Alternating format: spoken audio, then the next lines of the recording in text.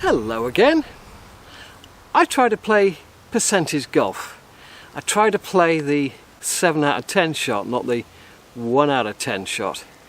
Take the first tee, I can quite easily hit driver and get pretty close to the green.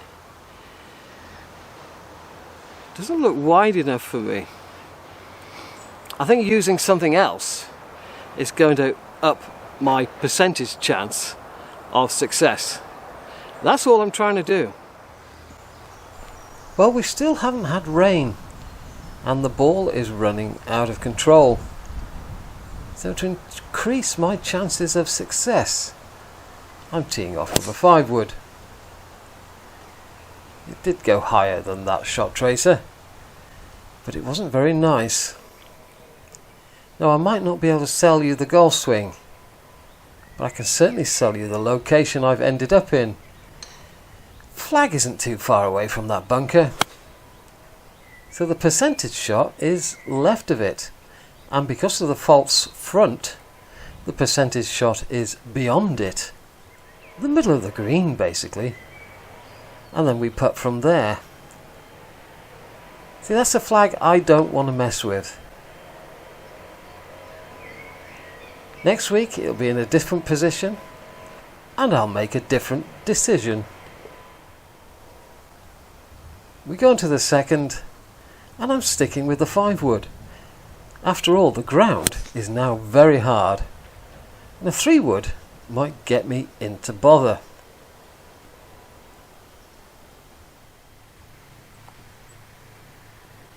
It's 150, but I'm not going to take the 7-iron, I'm going to take the 8. I got more loft, a shorter shaft, and I don't really want to attack a flag that is way up the green.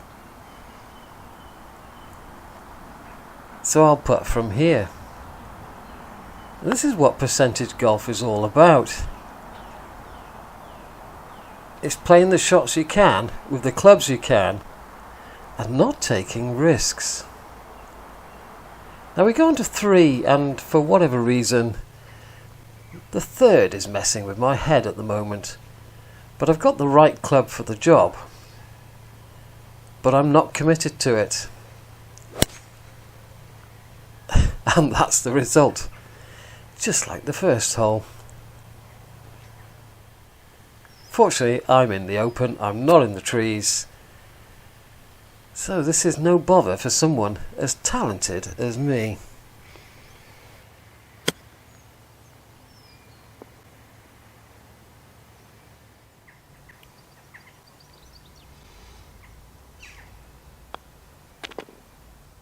I've always liked golf courses where the opening hole is quite generous. Then you can get your driver out, one of the most important clubs in your bag, and see how it's going. And if you hit a poor one, you aren't necessarily punished for it.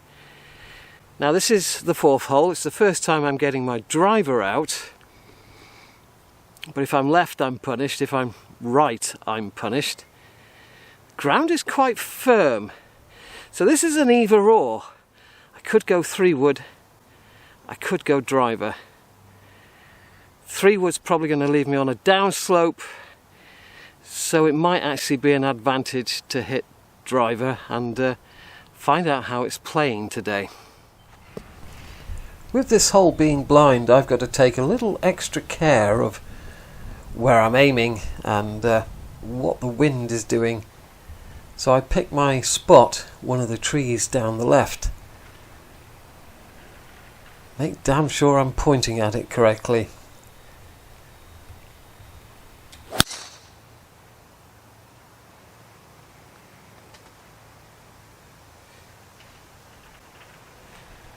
That is torched. But I will have to look at this video and see why the opening tee shot and that last tee shot was so stinky. Well, that drive went 301 on the hard ground, and the reason I took driver was simply to show you the danger of taking driver.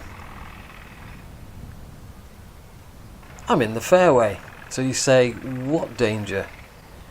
Well, the danger lurks all around. a little bit offline, and I could be behind a tree and chipping out and getting on the green in 3 instead of 2. It's all about the percentages. Got a little overexcited over that one. Good grief, I'm going to have to start losing weight soon. Look like a bloater. Now on 5, I can't make my driver stay on this hole. It's going to run out of space. So I've dropped down to the 3 wood. I believe the 3 wood is a club I can keep on this hole, and because of the extra loft, I also find it easier to draw the ball.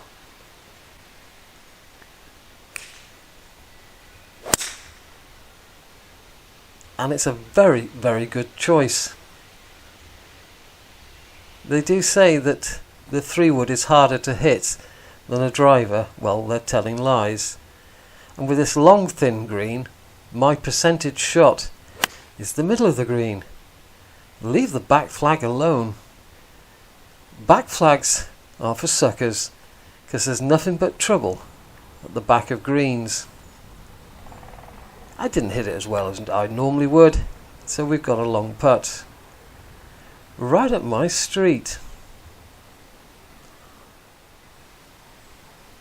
We go on to 6, and I'm sticking with the 5 wood again.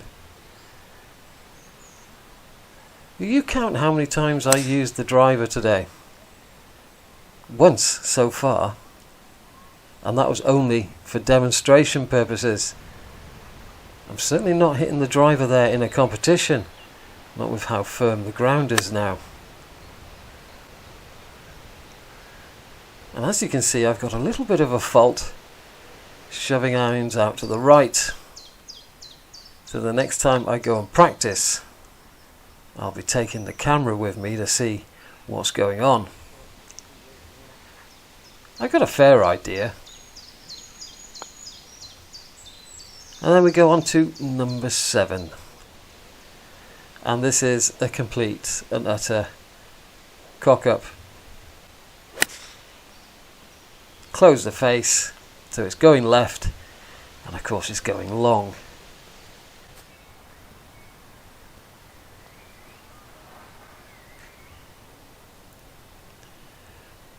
But it isn't there because I made a bad decision over the shot.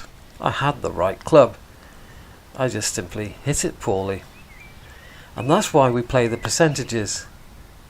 Because when you hit it poorly, you want to hit it poorly on the right decision, not the wrong.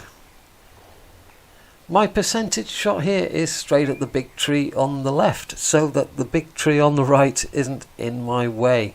Because if you recall, this hole doglegs a little bit to the right, which puts the right hand tree in your way.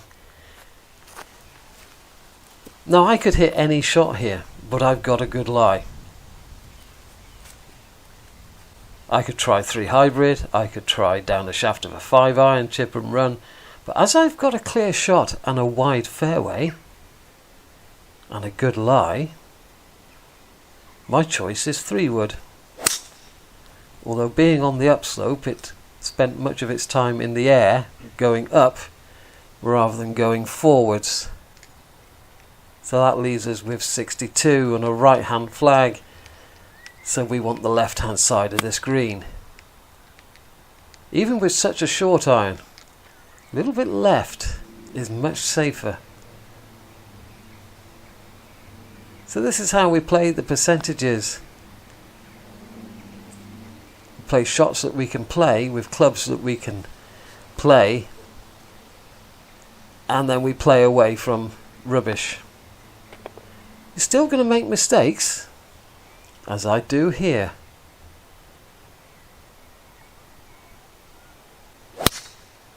Third time out with driver, and just a little push, and because of the hard ground, it's chased off the fairway, it's chased through the rough, and we're here.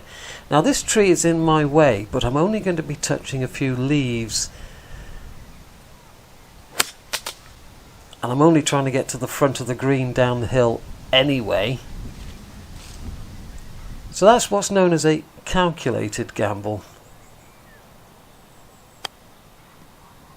Still a percentage shot. If you've worked out the percentages of how often you can do something and it comes out in your favour, then you do it.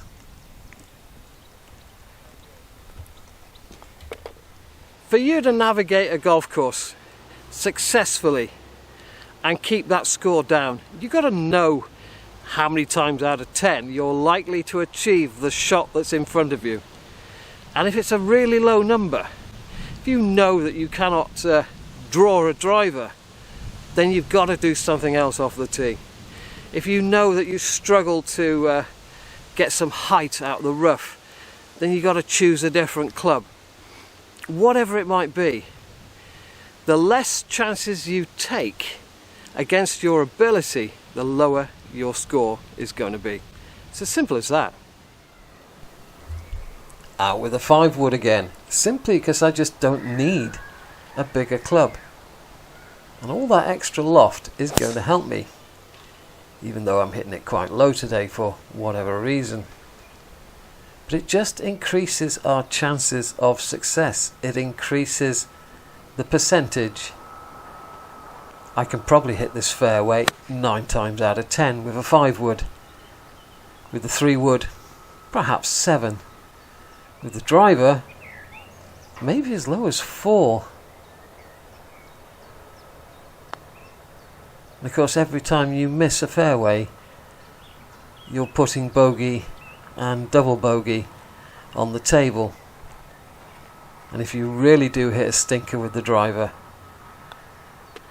you could be 3 off the tee. Flag is over here on the left. The percentage shot says go for the fat bit on the right. Very tempting to try and go for that left hand flag and get a 2, but in reality you're probably going to miss left more often than not, and then you're getting a 4. This is how we make the percentages work for us. Although I think I could have hit a 9-iron today. Now 12 is the awkward one, the 90-degree dogleg to the right. If I hit driver, then I've got to fade it and get very close to the out of bounds, but I will have a shorter shot into the green. But it's just so dangerous, there's no point in trying. So the usual 3-wood down the middle, and that gives us our shot up the hill. I can hit this fairway with the 3-wood 9.5 times out of 10. With the driver, I'm trying to fade my driver. I know I'm going to go out of bounds every now and then. Hybrid up the hill, simply because I've found trying to find the green from all the way back here on an upslope is very difficult. And when you hit a bad one with the 3-wood, well, it's out of bounds there on the right. With the 3 hybrid, I've got a shot of some sort. Longer today than normal because of how poor the second shot was. But if your ball's in play, you can always make a par. Up the hill to 13, and I've got the 3-wood. I do not know if this is the right club. So as this is a social round, I can take the 3-wood and see where it ends up on this rock hard ground. And I pushed it a bit, and then I've got lucky. I've actually got a shot at the green. Don't confuse luck with good play. I could have been behind any of the trees there on the right. And of course, this green being a bowl, then it's brought the ball back down the hill, and I can make my par. And then we go on to number 14. I'm going to stick with my 3 hybrid over the top, and I'm hoping it's going to finish in a decent position.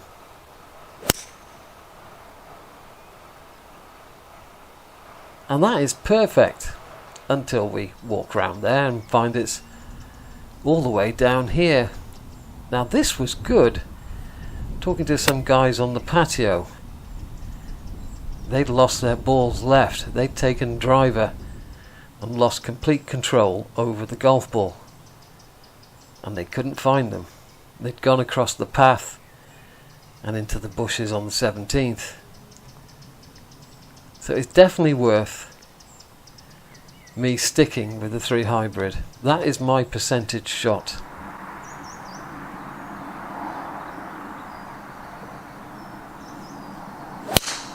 $15, and not a lot of choice here. This hole is so long for me. I've got to take driver, but it is a wide fairway, so it's not much of a gamble.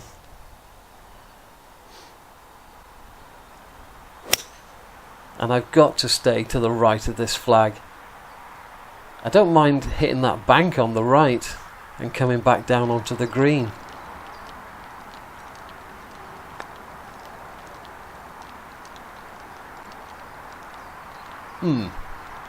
Well, that's a putt I've got to put in my memory bank. Never seen it turn so hard sideways, but then the flag is rarely up the back of the green anyway. 16, driver is the percentage shot, because it gets you over the brow of the hill and down into the hollow. A shorter club just won't do that for me. Flag is on the right, so the percentage shot is, well, left. And then on the day when the flag is cut on the left, well, then you've got a short putt for birdie instead of this slightly longer one. Now on 17, strangely, going straight at the green is my percentage shot. If I commit to it, then I will hit it straight. When I try and hit it up the hill and hit some cagey sort of shot, I normally hit it badly. And I certainly need to remember that the next time I'm stood on the 3rd tee and hit it cagey instead of positive. Not a single bird today. Right, it's time to go. Now, I'm not telling you what clubs to hit and where to hit them. I don't know you, I don't know your strengths, I don't know your weaknesses, I don't know your golf course. I know nothing. What I do know, though, is if you're going to take a shot, take your 7 out of 10 shot with your 7 out of 10 club. You're going to get a better result than that 1 out of 10 shot. We all hit it 1 out of 10. We hit that beauty, that big high 3-wood over the top of an oak tree and onto the green, and we make a birdie. But just remember all those times when it goes wrong and you get a double bogey. And that's what this channel is all about. Saving you shots. Ta-ra! The green is over the top of the trees there on the right. The good thing about hitting driver is it will get over all the trees. That's my normal aiming point, down the left there, with a fade with the driver. I'm trying to be a little braver and aim a little further right, because you do run out of space if you chicking out left. But it's when you use a hybrid, as I am here, there's no way this is getting over the corner. So it's a double-edged sword. It's a club I can hit straighter, but if I do hit it crooked, it's out of bounds because it won't get over the corner. And it isn't half running out today. I'm glad I had this round so that I can reprogram my brain and reprogram what my percentage shot is.